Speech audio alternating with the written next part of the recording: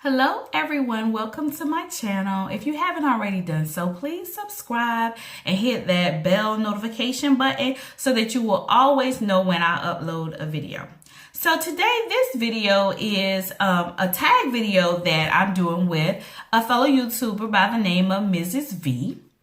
And it is a tag called Testimony Tuesday, whereas we're given the opportunity to just share how God has done miraculous things in our lives so that it will be an encouragement to someone else. Okay, so if you've been following my channel for any length of time, you will know that I am a breast cancer survivor. So that is what this testimony is going to be about. Now, I'm going to tell you right now, I do not even have time to tell the entire story because we will be here for hours, okay? But I'm going to just try to hit the highlighted key points that would be an encouragement to someone else who may be going through a health crisis. Excuse me, y'all. The pollen is very bad where I live. All right. So I'm going to just start from when I found the lump. So breast cancer does not run in my family, not on either side, or any type of cancer, to be honest. You know, people in my family have died from like stroke and heart attack, things like that, but never cancer. And so I was 39 years old, so I had never had a mammogram when I found a lump. And to make a long story short, I'm going to kind of fast forward. So I found the lump, but initially I did not get traditional medical treatment. I wanted to try to treat it with just using a lot of natural,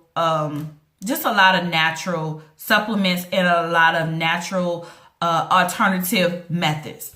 And for some people, that works very well. You know, I'm not knocking that, but I will say this, everybody's body is different and everybody's body does not respond to the same types of treatment. And so even though I was on a health and wellness path, I was on the road to health and wellness, you know, meaning I had changed my diet and all this other stuff that I had done after getting this diagnosis, my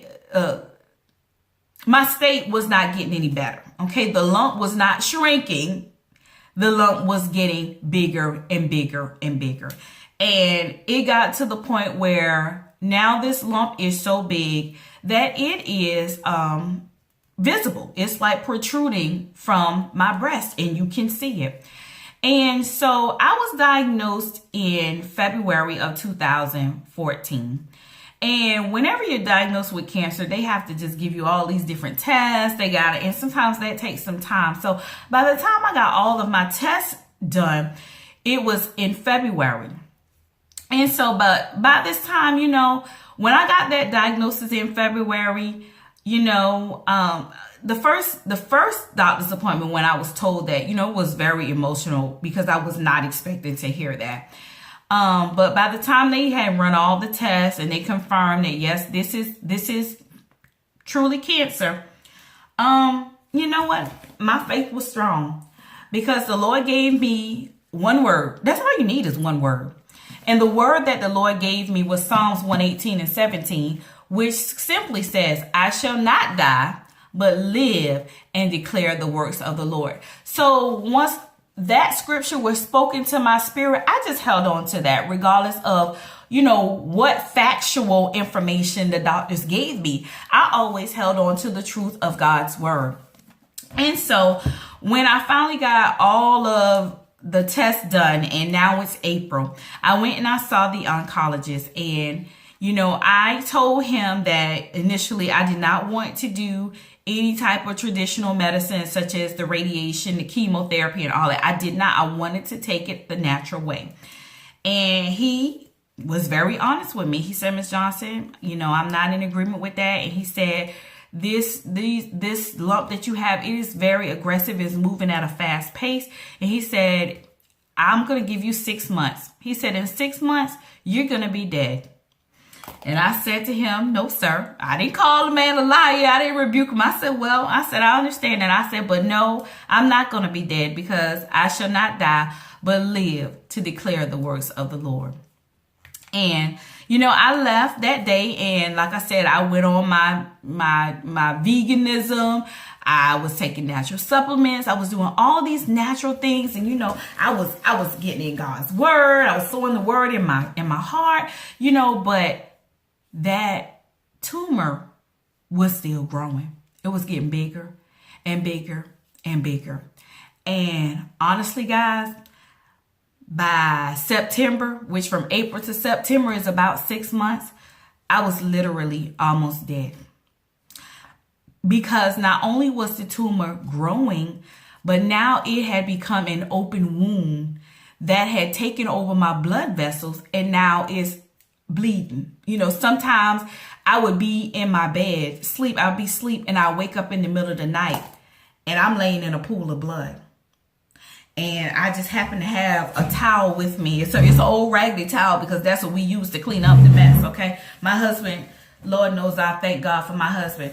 I'm not talking about no little hand towel, y'all. You see this big old towel? I'm talking about this towel would be drenched, because I would have to keep applying pressure, fold it over, keep applying pressure, fold it over, keep applying pressure while it's full with blood, okay?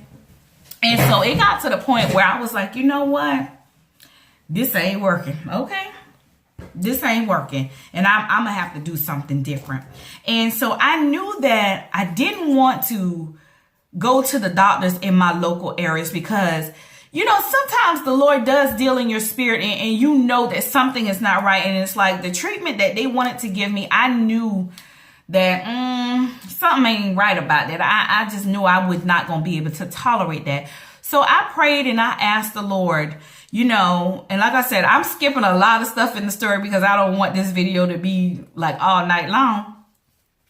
But if you have any questions, just leave them in the comments sections and I will respond to your questions. But there got to a point where I was just, like I said, the abnormal bleeding, the tumor is growing, you know, because it went from like a size of a walnut to like the size of about a grapefruit. Okay, so my breast is all uneven. So then I started wearing like scarves to cover stuff up and stuff like that, you know, so nobody couldn't see that I was, you know, kind of uneven. And sometimes you'll see me with scarves, but that's why I started wearing the scarves initially. But anyway, I asked the Lord, I said, now, Lord, you know, I'm doing all this healthy eating. I'm doing all this, taking all these supplements. I said, I'm praying, I'm fasting, I'm confessing your word. I'm doing all this stuff. I said, but this thing is growing and it's bleeding, and, you know, this is not good. And so I asked the Lord, one night I was just in so much pain, y'all. I'm telling you, I have had, me and my husband, we have 5 daughters, and 4 of those daughters I gave birth to. All right.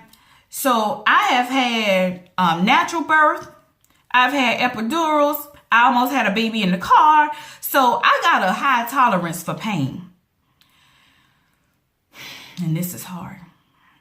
But I'm going to tell y'all, it's no pain like that pain. I felt like I'd rather be in labor than to experience that type of pain. It was so much pain. I literally felt like my breast was on fire. Like literally on fire. That's the only way I could describe it. And one night I was just in so much pain. I just couldn't. I was bleeding. I was in pain. I was weak. I couldn't hardly move. And I just cried out to the Lord. I said, God, you got to tell me what to do. Y'all, I was literally like the woman with the issue of blood, okay? I said, God, you got to tell me what to do. I said, because I think I'm doing what you're telling me to do. I said, but yet I'm suffering here. I said, what do I need to do? And I just heard a small, still voice tell me to call the Cancer Treatment Centers of America. Now, I'm not saying that they're going to heal everybody, but what I'm saying is you have to go to the place where God tells you to go. And God knew that that was the place where those people he could give those doctors the wisdom of what to do in my situation so that my healing process could begin.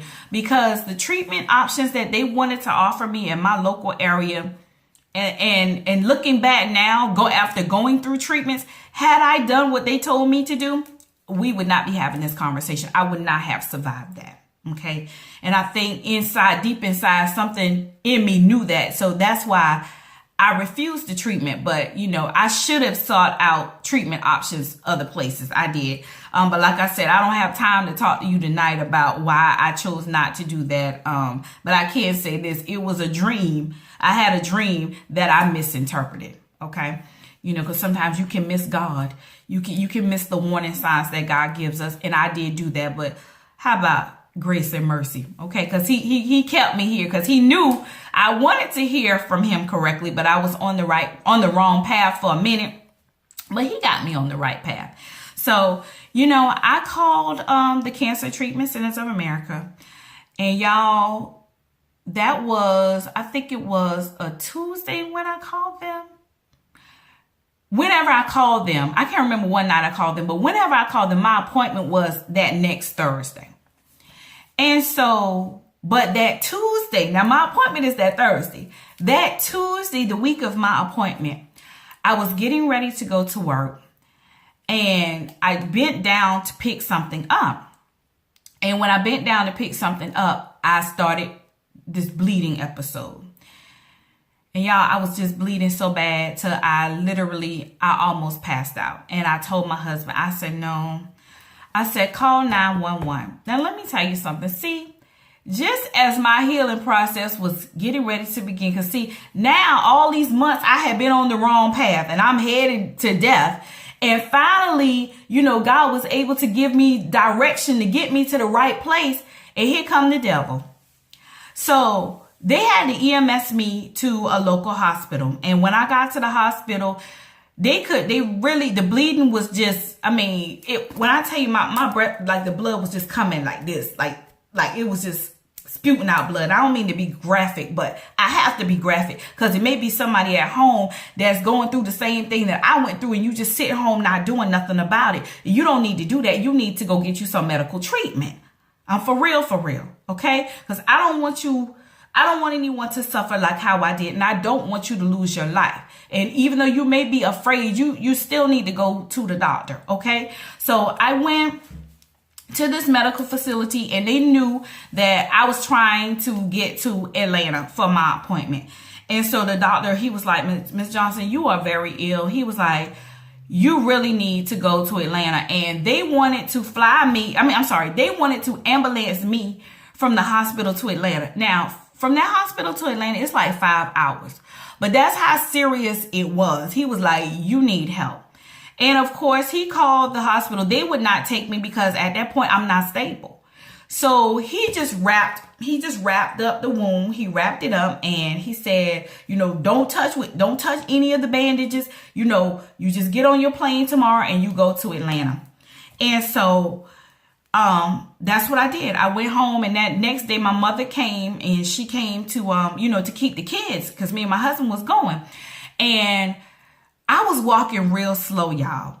I'm telling you, I had no energy. Like to walk from my bedroom to my bathroom, it seemed like my heart was just racing so fast. But that was because I had lost so much blood and my body was just trying to keep up.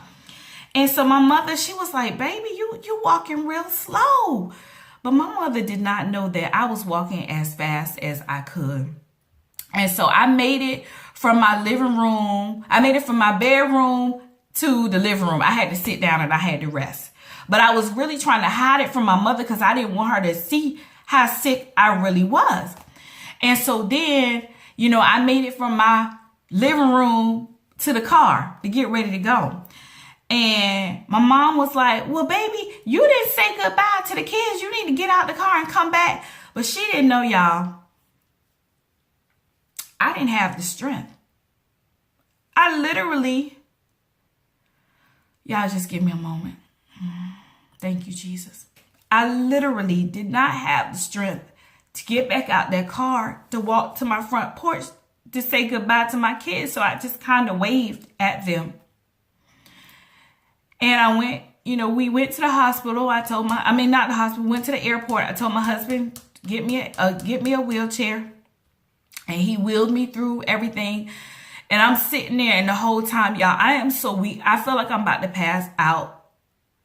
I'm scared. You know, I mean, I'm dealing with a lot of emotional things. And the only thing I could keep saying to myself, I kept saying over and over to myself, if I could just make it to Atlanta, I'll be all right. If I could just make it to Atlanta, I'll be all right. Like the woman with the issue of blood, she just said, if I could just touch the hem of his garment. And when we got to Atlanta, like I said, I stayed in that wheelchair the whole time. I couldn't get out to walk to the hotel. My husband had to push me everywhere. And by this time, the stuff that they had wrapped the wound up in, it had caused it to be infected. So now the whole hotel room is just like smelling with this foul.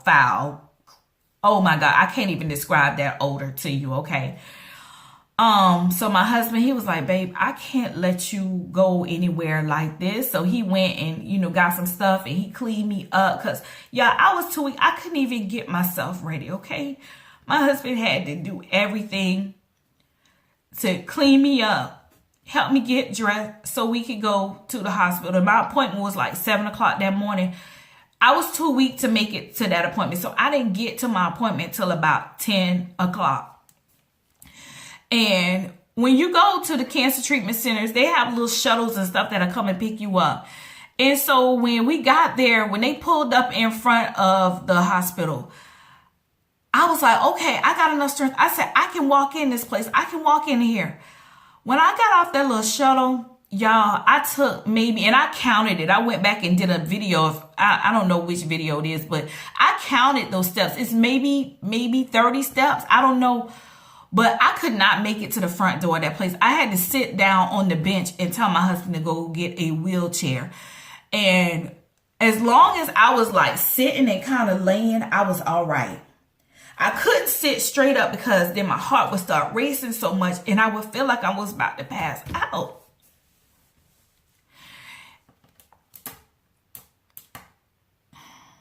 And so they went and got me a wheelchair. And they took me in.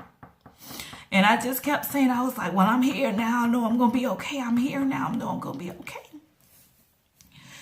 And when they got me in the intake room, you know, the physician's assistant, she came in and got me, you know, and they told me, no, the lady did some blood tests. She pricked my finger and got some blood work on me. And the physician assistant came in along with the doctor. And but the physician's assistant, she asked me, she said, Miss Johnson, do you have any religious views against a blood transfusion? I said, no. I'm fine with that. She said, okay. So then the doctor came in and he was talking to me, but I really wasn't paying him any attention because they had told me earlier I needed to give them a urine sample. But y'all, I was so weak. I was trying to figure out how I was going to get up out that chair and go across the hall to use the bathroom. So the doctor looked at me. He said, Miss Johnson, what are you looking at? He really got a little frustrated with me. I said, I'm looking at the bathroom because I'm trying to figure out how I'm going to get up to give y'all a urine sample. And he's kind of squatted down. He said, Miss Johnson, let me help you understand something. He said, get that out of your mind. He said, you're not going anywhere but upstairs to ICU. He said, do you not understand that you literally don't have any blood in your body? He said, your hemoglobin is a 2. He said, a 2. And I looked at him because honestly, I don't really know too much about medicine to even know that I was supposed to be dead with a, you know, you don't be walking around with a hemoglobin of 2. You either passed out or you're dead. One of them two, not walking around. And I was like, sir, I don't know what you're talking about. I was like, he was like, Miss Johnson, just don't worry about it. You about to go to ICU. So I went from a regular visit to straight to ICU. They took me upstairs. They took me to ICU. A breast surgeon came in. I'll show you a picture of her later. She came in, her and her nurse practitioner. And They opened up the wound, and I mean, as soon as they opened up that wound, it started bleeding. It started shooting out blood. But immediately, she had some type of powder substance. I mean, that chick knew what she was doing. She had this type of powder substance, and she started shaking it, and immediately she got that blood to stop. See, God will tell you where to go. And then the other ICU doctor, he came in. I'll show you a picture of him later on in the video. He told me, he said, Ms. Johnson, you're gonna need a blood transfusion. And y'all, I'm telling you, after I got the blood transfusion, now I don't know if you ever read in the Bible, whenever Jesus heals somebody, normally the first thing they ask for is for something to eat. So he was telling me I was gonna get a blood transfusion and all this stuff. And I was like, well, can I have something to eat? He was like, Miss Johnson, you hungry? I said, yeah. He was like, oh, yes. He said, nurse, please get Miss Johnson something to eat. Make sure her blood gets here and get her something to eat. And so that night I had like, I don't know how many pints of blood they gave me, but I got blood and I got some food, y'all. And y'all know I told y'all I had been a vegan for all those months, but I wasn't no vegan that night. They was like, no, Miss Johnson, you need all the protein you can get. So I had a really good meal. But the next morning, the physician's assistant, she came to my room because they had moved me out of ICU. Now I was in a regular room. So she came looking for me. She said, Miss Johnson, she said, let me tell you something. She said, I went to ICU looking for you. She said, because I knew you were still there. She said, but you not there. See, that's one miracle. God started giving me miracle after miracle. She said, do you know that you have made history in this hospital? She said, girl, everybody in this hospital is talking about you. She said the doctors was downstairs fighting over who was going to get to treat you. She said, so you know you got the best. She said, Miss Johnson, no one has ever come in this hospital in your condition and survived.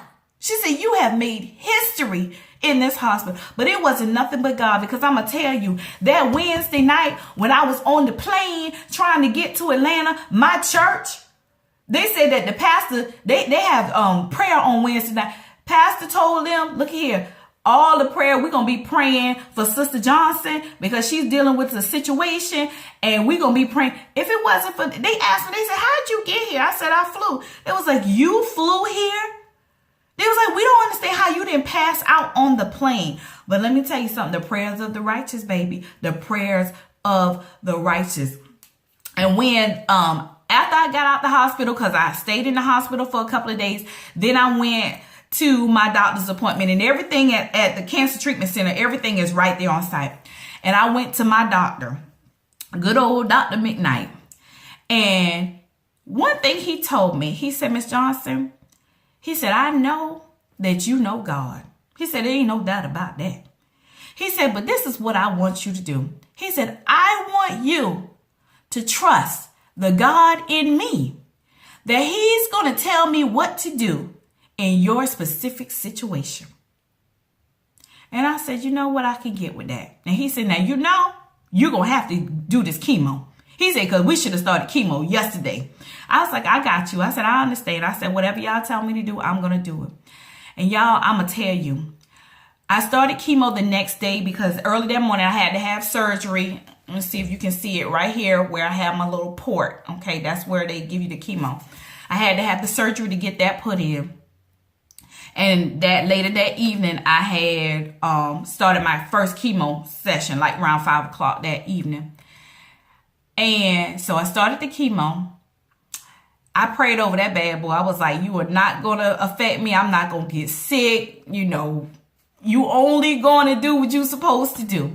And I'm going to tell you, I never got sick during chemo. I never threw up. I never got sick during it. God just, you know, and now that's why I do think a lot of that natural stuff helped me. I had kind of built my body up with taking all those supplements and doing a lot of things. So I was able to stand those treatments. But after my first chemo session, I went downstairs because I had an appointment with the wound care nurse because, y'all, like I told you, it was a big wound. And I got this first aid kit with some of the stuff that they had to give me. We had to clean it with this solution right here that smells like Clorox. Let me see. All these little pads and stuff. down to the bottom. We had to use these little pads right here to kind of help stop the bleeding and stuff like that. So, you know, my husband had to do a lot of cleaning and stuff. So we went to the wound care nurse so she could care for, you know, the area. And after that first chemo treatment, she looked, when she took the bandages off, she said, oh, this is God.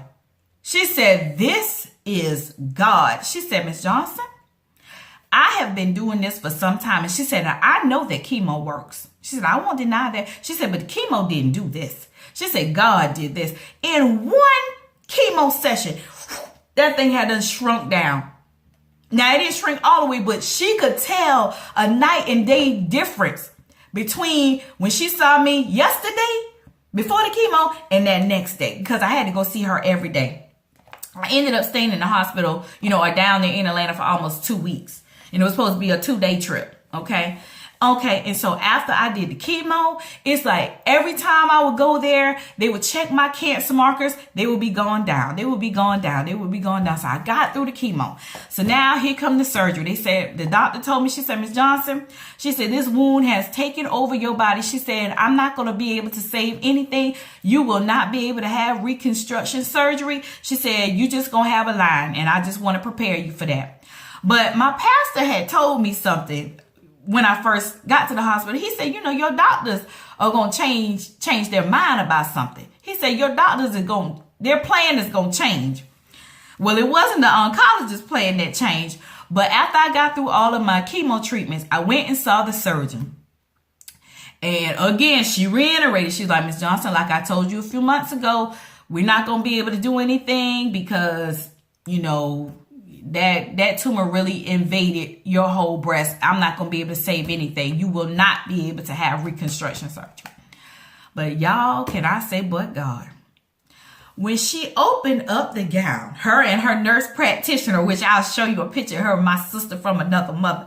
When she opened up that gown, she said, and the nurse practitioner, she said, amazing.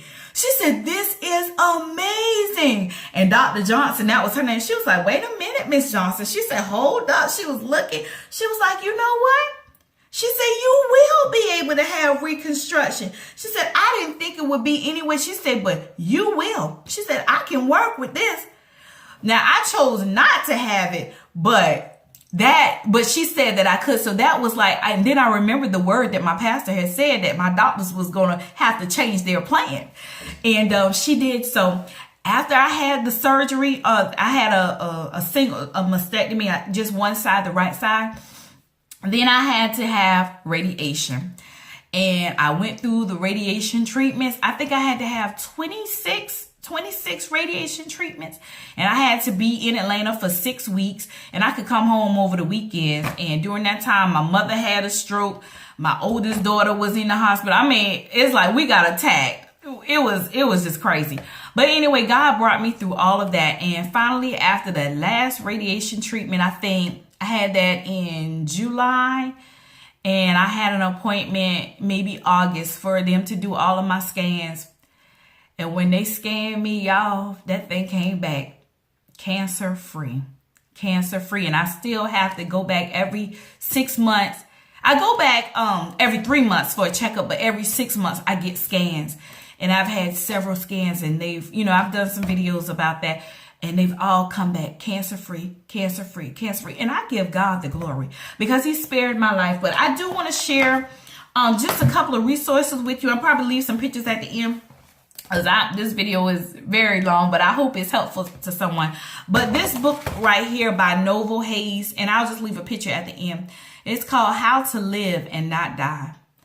The strategies and the things he tells you to do in this book. This book right here really helped me when I was going through that. And also another book he wrote on divine healing.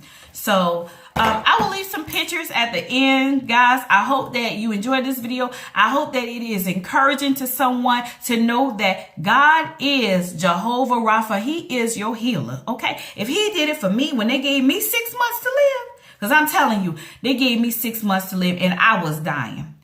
But God spared my life. He left me here so that I could declare his works so that he would get the glory. All right, guys, I will see you at the next video.